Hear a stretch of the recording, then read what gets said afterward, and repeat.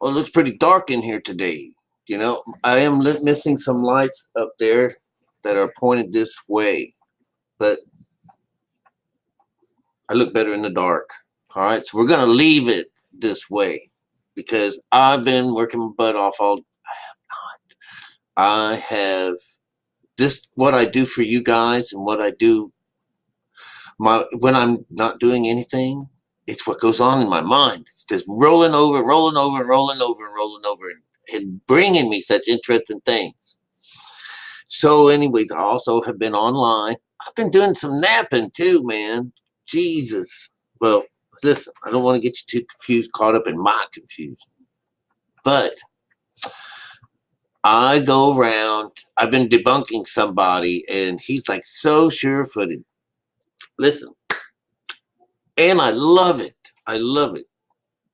Sometimes I don't think I would know some of the things I did unless I heard someone else say it funny because the picture shows right up in my head as they discuss it, and I'm like, oh no. So I start writing about it.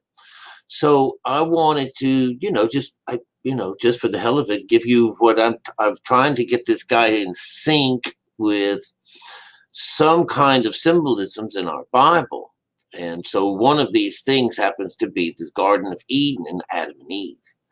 And even I have figured out this kind of thing by listening to someone else take it apart and try to put it back together again. All right. Okay, I'm going to minus you down for a second. And if you guys don't know what minus you down means by now, it takes you off my main screen so I can see, something else and read it. And a lot of times I share my posts with other people. All right. And so this is about the Adam and Eve story.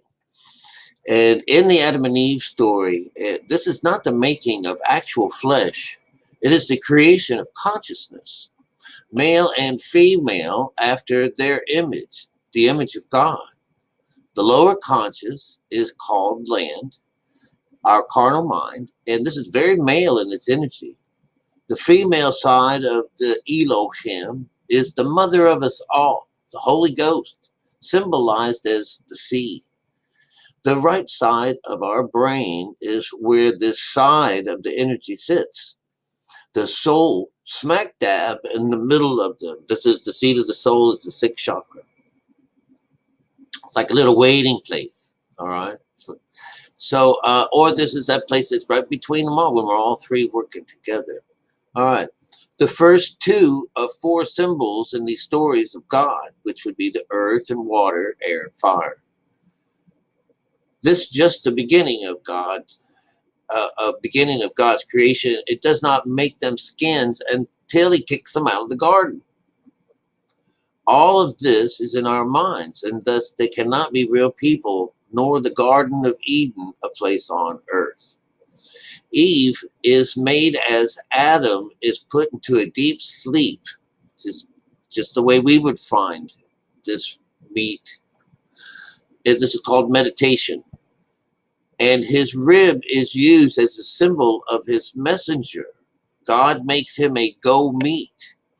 Pulling her out of his side is symbolic of our soul exiting the body to seek mother. Only that this part of us in the story is yet to be birthed yet. Not until the birth of Abel, the keeper of sheep. Bone of my bone, flesh of my flesh. This is making someone one. And that's our overall winning once we get mother and father both together, which is the commandment. When we get Adam and Eve both together, then we'll find that we can, and I'm adding into this. I didn't write all this. It's what's coming out of me reading this. Bone of my bones, flesh of my flesh is making them one. This is what the ultimate goal of this meditation is. It's complete with a firm connection to God in heaven. This is a balanced mind. All right. Dum, dum, dum, till Satan comes in the picture as the lower nature sets up house. All right. When the lower nature, and we're talking about setting up house, there's something's going to happen. There's a division that's on its way. It's that red dragon that comes between us and God, the devil. The devil which is the negative side of the chakra system, which tricks Eve into feeding from this tree. And do they not do they notice now that they're naked? And it's all downhill from here. So just to interject, it's all downhill because you get kicked out of heaven. And so, and you're naked when you're in heaven. This is like when Moses is found in his tent, naked, and drunk off the new wine. There's nothing between you and God in this time. And so, and then he says, oh, you took from the lower, you fed from the lower. This is what happens. Okay. And the result is a barrier between the two of their seeds. And we know this as the arachnoid, but basically a closed gate to God. Being that these two are just spirits, they have to have children to help them along the way. And thus they are born out of flesh, symbols as the tiller of the land and the tender of sheep. So, or the tender of the sheep. So when God favors Abel over the other, this is our skin and the brother. This is the skin, and the other is our brother, the messenger, the go meat. He kills his go meat, and thus his wife and he, that is Adam and Eve, and all that come after it, are what we call the fallen angels. There's no connection home.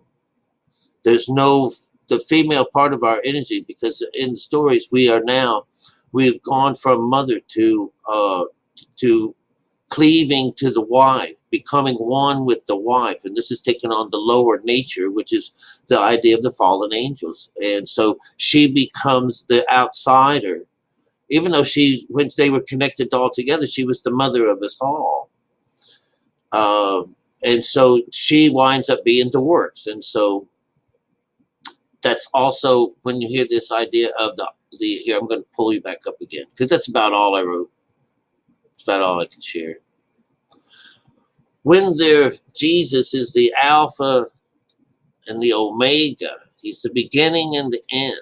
All right. Well, you have to understand. Well, you do understand if you've been following me, that there's only two ways to look at our Bible, and that's either physically, which is literally, or spiritually. And so what I have found is that there are all these wonderful little markings like this, that P with the X in it. This is what happens when we're all in one, when we're all made one, right? There is also this wonderful little, and I'm sorry about the glare,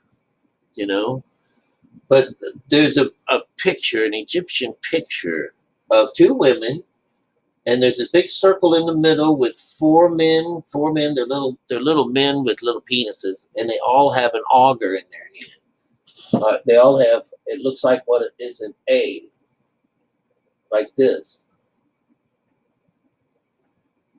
That's what is in their hand, all right? And if you've ever heard this before, if there's ever 8 men in the house, then there's death. There's someone has to die, right? So really what a fixed one is a male, female, when you got a good mix of mom and dad. So here, this story is basically about the separation of two. When you're bringing in both male and females. But this here is the separation. This is about a cell division, of one breaking into two. And this is the story that we are talking about in the story of in Egypt. All right. So these two women are watering the cell, this man. Now look here. This is two, you guys, it's just so cool. You know how the horns with the circle in the middle, it is supposed to mean about this gaining this inner eye, or this God. All right. It's what's between the two hills. It's in the valley. This is where the sun rises, in the valley between these two hills. This is, we're as we walk through the valley of the shadow of death. It's also the lower side here, of the earth. But we're seeing here to divide the person, to divide the mind. This is the male side. This is the division. This is this idea of we're bringing it out. This is what this story is all about. And it takes the female energy and to get the seed to be watered correctly. And it took the men, the male side, the augering. It took that's the tilling of the fields. This is the you have to tiller the field. It's about meditation. The entire thing's about meditation. Over here we have the 4 and the X, and this is all this other business of Jesus with the Godhead on the end. This is very interesting. That P in the middle is just this idea of God, and it's really this uh,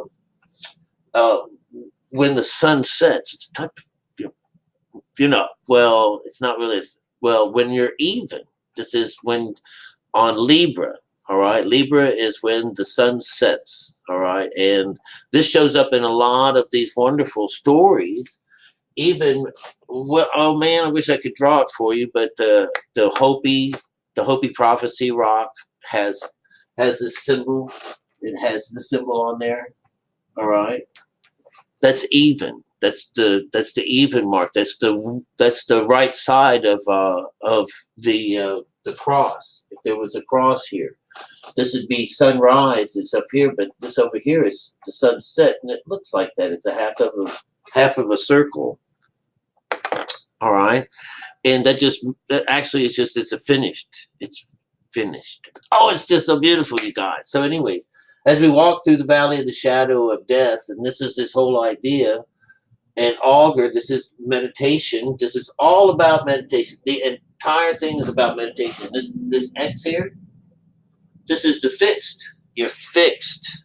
These are the fixed signs of the zodiac, right? This is the sign that looks like, during this particular time, when you're fixed, when you're the Christ, when you bear the Christ on your shoulders, just do all these things that match up, the ox, the eagle, the man, and the lion.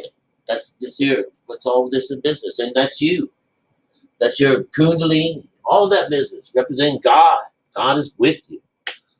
I've had such a great time listening to other people. It expands my mind. And you know that they are absolutely sure that these things are representing something totally different. Like energy weapons against the enemy. And it is. It's just not being read correctly. Because when we do this, does it clean all of the evil out of us, and it raises our lower mind, and it gets rid of that wall between the two of us, and it brings us together as one, just like in the beginning. It's just beautiful, you guys. It's absolutely beautiful. I'll chat with you later, and I hope you got something out of this. All right, I'll be back.